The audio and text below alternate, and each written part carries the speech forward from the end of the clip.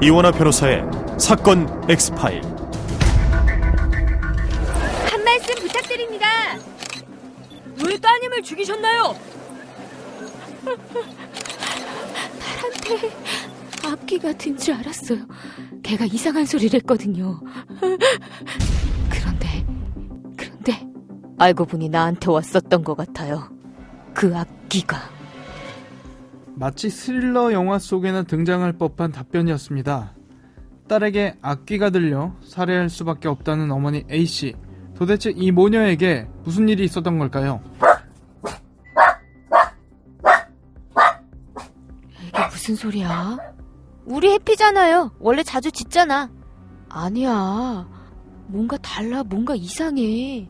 뭐가 이상하단 거야, 엄마? 저기. 악귀가 와 있어. 가만둬선 안 된다고. 엄마, 뭐 하는 거야? 너희도 얼른 와서 거들어. 강아지한테 악귀가 들렸어.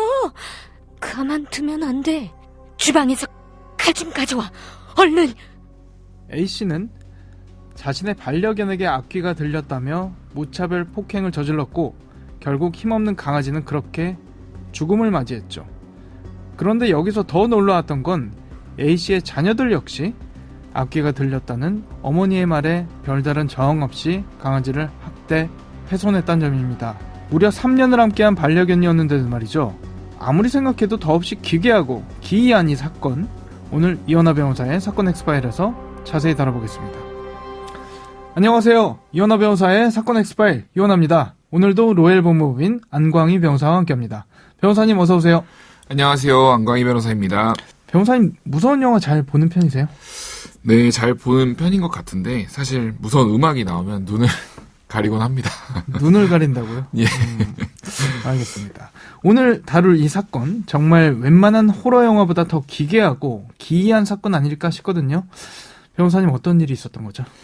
어머니인 A씨와 아들 B씨가 2016년 8월 19일 딸에게 악령이 씌었다는 이유로 딸을 살해한 사건입니다. 어머니인 A씨가 자신의 딸을 살해했다는 건데 그 이유가 정말 섬뜩합니다. 사실 처음에 이 이야기를 듣고 개인적으로 저는 이걸 고지고대로 믿어야 하나? 이런 생각까지 했었거든요. 딸을 왜 죽였냐? 딸이 악귀에 씌었다. 그래서 죽였다고 했죠? 당황스럽긴 하지만 맞습니다. 어머니 A씨 혼자만의 진술이라면 범행 동기가 정신질환과 관련 있을 것으로 예상할 수 있지만 공범인 아들 B씨도 동생에게 악령이 씌었다며 어머니 A씨 진술에 동조하였습니다. 그런데 이 사건만 있었던 게 아니죠. 이전의 상황도 살펴봐야 하는 것이 집에서 가족들과 함께 살던 반려견이 있는데 이 반려견에게 악귀가 씌었다. 처음에는 이랬다면서요. 네, 그렇습니다. 어머니 A씨 주장에 따르면요. 딸을 살해하기에 앞서 같은 날 새벽 기르던 애완견이 시끄럽게 짖자 아들, 딸과 함께 악귀가 들었다며 셋이서 반려견을 죽였다고 합니다. 이후 딸이 손을 떨면서 자신의 목을 조르는 등 이상한 행동을 했는데 반려견에 들었던 악귀가 딸에게 옮겨간 것으로 생각해서 화장실 바닥에 눕혀놓고 아들과 함께 흉기와 둔기를 휘둘러 죽였다는 것이 어머니 A씨의 주장입니다. 너무 무서운 사실관계입니다. 딸도 강아지를 죽이는데 함께 했다는 건가요? 네, 그렇습니다. 어머니 A씨는 사건 당일 오전 6시쯤 갑자기 저기 저 방문 밖에 악귀가 와 있다고 소리쳤습니다. 그녀가 가리킨 것은 3년간 함께한 반려견 푸들이었습니다. A씨는 옆에 있던 책을 들어 강아지를 마구 때렸습니다. 아들은 엄마 지금 뭐 하는 거냐고 하였는데 A씨는 강아지한테 악귀가 들었으니 너희도 거들어라고 다그쳤다고 합니다. 으르렁거리며 크게 짖다 갑자기 봉변당한 강아지는 낑낑 소리를 내며 발버둥 쳤습니다. A씨는 딸에게 주방에서 흉기를 가져오라고 했고 딸은 뛰어가 흉기 3개를 가져왔습니다. A씨와 딸은 흉기로 강아지를 마구 찔렀습니다. 아들 B씨도 집안에 있던 야구방망이를 들고 와 강아지를 패기 시작했고요. 잘 이해가 안 되는데요. 네, 어쨌든 그래서 어떻게 됐나요? 네. 어머니 A씨의 남편, 그러니까 피해자의 아버지는 작은 방에서 나는 시끄러운 소리에 잠에서 깨 달려왔습니다. 현장에 아버지도 있었던 거네요? 예, 그렇습니다. 남편은 새벽부터 뭐 하는데 이렇게 시끄럽냐고 짜증을 냈습니다. 이에 어머니 A씨는 여보, 강아지 악귀가 들어가 쫓아야 하니 당신도 거들어 라고 말했고, 남편은 잠이 덜 깬 채 바닥에 있던 흉기로 푸드를 두세 번 찔렀다고 합니다. 아, 그럼 그 야구방망이로 때렸다는 게 푸들이에요? 예, 그렇습니다. 네. 이어 딸을 쳐다보다 무섭다, 너 눈빛이 왜 그래? 라며 흉기를 내려놓았다고 합니다. 남편은 화장실로 가 손을 씻은 뒤 옷을 갈아입고 기상 20분 만에 출근했다고 합니다. 보통 그런 일을 목격하면 난리가 날 텐데 정상적인 가족 같아 보이지는 않아요. 딸을 살해했던 그 상황으로 다시 돌아가 보면요, 그냥 살해한 정도가 아니라 신체를 완전히 훼손해냈다고 그런 얘기가 있더라고요. 생각만 해도 끔찍하죠. A씨는 흉기로 딸의 목 부위를 마구 찔렀다고 하고요. 아들도 야구방망이로 때렸다고 합니다. 강아지에게 악귀가 들어있었는데 그 악귀가 딸에게로 옮겨갔다고 생각해서 살해한 것이었습니다. A씨는 딸을 살해하기 전에 강아지 시체를 주섬주섬 양동이에 넣고 물을 붓더니 삶았다고 합니다. 아, 그러면 이거 신고는 누가 했습니까? 아들이 아버지에게 전화를 해서 울면서 여동생을 죽였다고 했고요. 아버지는 지인에게 그 사실을 알렸고 지인이 119에 신고를 하였습니다. 출동한 구급대원들은 곧바로 경찰에 알렸습니다. 아버지는 아들에게 당장 자수하라고 했고 어머니 A씨와 아들은 경찰서로 갔습니다. 직접 가서 자수를 했어요? 네, 그렇습니다. 제가 경찰이라면 처음엔 살인 혐의 피하려고 뭐 심신미약이라든지 이런 거 주장하려나 보다, 그래서 이런 말도 안 되는 핑계를 대나 보다 이렇게 생각했을 것 같은데, 어찌됐건 수사 과정이 쉽지는 않았을 것 같습니다. 경찰이 프로파일링을 여러 번 진행했었던 것 같고요. 정신감정을 의뢰하기도 했습니다. 악귀가 씌었다 이런 진술을 하는 것 자체가 상식적으로 이해가 잘 되진 않잖아요. 그렇죠. 경찰은 사건 자체가 특이하고 용의자들 진술에 신빙성이 부족했다고 판단했던 것으로 보입니다. 경찰은 주민들에게 이 가족들에 대하여 물어보기도 했는데요. 아버지를 비롯해 이들 가족은 평소 인근 주민들과 왕래도 없었던 것으로 파악됐습니다. 사건 이후 아파트 단지에서는 쉬쉬하는 분위기였습니다. 아파트 상가의 한 상인은 잘 알지도 못하고 누가 누구인지도 모른다며 사건이 난 이후부터 주민들끼리도 얘기하지 않고 쉬쉬하는 분위기라고 말했었습니다. 수사 과정에서 밝혀진 내용들은 어떤 것들이 있습니까? 너무 특이한 사건이라서 궁금하거든요. 경찰 조사 결과 A씨와 두 자녀는 범행 5일 전부터 금식한 것으로 드러났습니다. 어머니 A씨의 지시였습니다. 그런 상태에서 셋은 밤을 새우면서 얘기를 나눴고 간간히 종교 집회 때 불렀던 노래도 했다고 합니다. A씨는 범행 1시간 전에 나는 오늘 하늘나라로 간다, 신의 계시를 받았다고 했습니다. 아들은 뭔가 이상해 엄마 정신 차리세요 라고 말했다고 합니다. A씨는 넌 믿음이 약하다고 아들을 쳐다봤는데 남매는 엄마 병원에 보내야 하는 거 아니냐고 속삭였지만 엄마의 얘기에 한없이 빠져들었고 참극으로 이어졌다고 합니다. 그렇다고 하면 이들이 특정 종교와 관련된 것이 아니냐는 얘기가 있기도 했습니다. 어머니 A씨는 경찰 조사에서 자신의 할머니가 무속인이었고 자신이 신병을 앓았다고 밝혔었는데요. 결혼 전에 신내림을 받았는데 그 이후에는 신병이 점차 없어져 결혼을 하고 아이를 낳아 키웠다고 했습니다.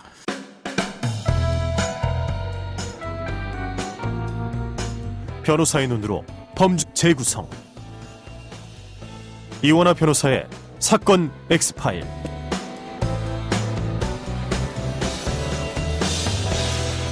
이 사건을 살펴보다 보면 이런 이야기가 나옵니다.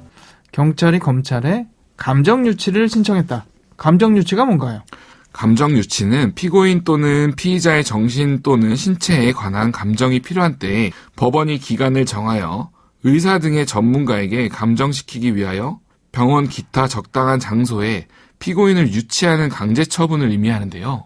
검사가 법원에 감정 유치 청구를 하면 판사는 감정 유치의 청구가 상당하다고 인정할 때에는 유치 처분을 하여야 합니다. 유치 처분이란 감정 유치장을 발부하는 것을 말하는데요. 감정 유치장이 발부되면 경찰이 피의자 또는 피고인을 의료기관에 입원시켜 정신감정을 진행하게 됩니다. 일반적으로 정신감정은 한 달 정도 소요됩니다. 경찰은 이 기간 동안 조사를 중단하고 감정이 끝나면 수사를 이어나가게 됩니다. 그래서 그 감정 유치에 따른 정신감정 결과 어떻게 나왔습니까? 어머니 A씨는 환각과 피해 망상 등 정신분열증이 있는 것으로 밝혀졌으나 아들은 정상 판정이 나왔습니다. 앞서 한 달이라는 시간 동안 정신감정을 진행한다고 이야기해 주셨습니다만 그래도 사람인지라 이거 혹시 거짓말 아닌가? 이게 정말 현실에서 가능한 일인가? 이런 생각이 들긴 하거든요. 네, 저도 그렇게 생각합니다. 현실성이 없죠. 경찰은 약물 중독 여부를 확인하기 위해 국립과학수사연구원에 혈액검사 등을 의뢰하기도 하였습니다. 그런데 A씨의 남편은 조사 과정에서 A씨가 예전에 환각을 겪은 적이 있다고 진술하기도 하였습니다. 그런데 아무리 그렇다고 해도요. 딸을 무참히 살해하고 심지어 훼손까지 했잖아요. 그런데 이 어머니가 무죄를 받았다면서요? 집행유예도 아니고 완전 무죄 나온 거예요? 네, 집행유예도 아니고 완전 무죄가 나왔습니다.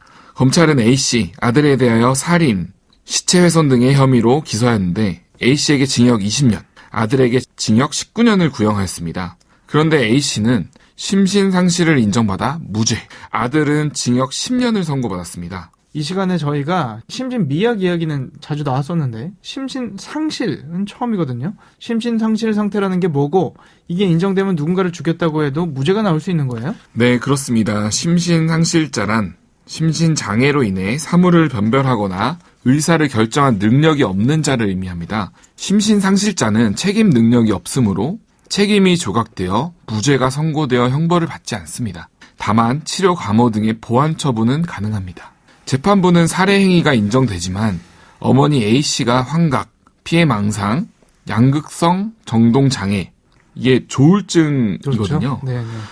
그런 증세로 사물을 변별하거나 의사를 결정할 능력이 없는 심신상실 상태에서 범행한 것이라서 처벌할 수 없는 경우에 해당하여 무죄를 선고하였습니다. 그리고 구속 후 약물 치료를 받고 있으나 현실 감각, 의사결정 능력 등의 장애가 있어 치료가 필요하다면서 치료 감호 명령 이유도 설명하였습니다. 심신상실로 무죄받은 사례가 혹시 또 있습니까? 심신상실로 무죄를 받는 사례가 드물긴 합니다.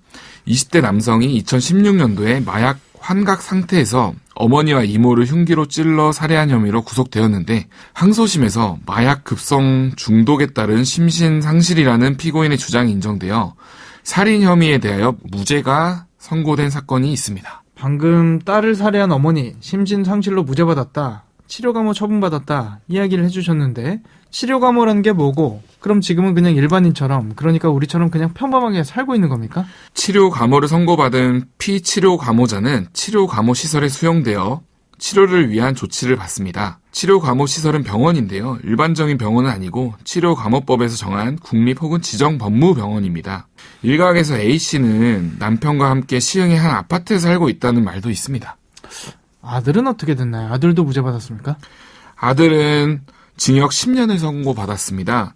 아들은 범행 전후 모두 자신의 행동이 가져올 결과를 알았기 때문에 사회 변별 능력과 의사결정 능력에 특별한 문제는 없었던 것으로 보입니다. 범행 당시 심신미약이나 상실 수준은 아니었습니다. 사건 엑스파일 오늘은 그 어떤 공포영화, 드라마보다 더 기괴하고 기이했던 살인사건 짚어봤습니다. 앞귀에 들려서 딸을 살해했던 어머니, 여러분이 이 사건 어떻게 들으셨는지요? 오늘 저희가 준비한 내용은 여기까지입니다. 끝곡으로 자우림의 뱀 들려드리면서 이 시간 마치겠습니다. 여러분은 모두 변호받아 마땅한 사람들입니다. 사건 엑스파일. 여러분 고맙습니다.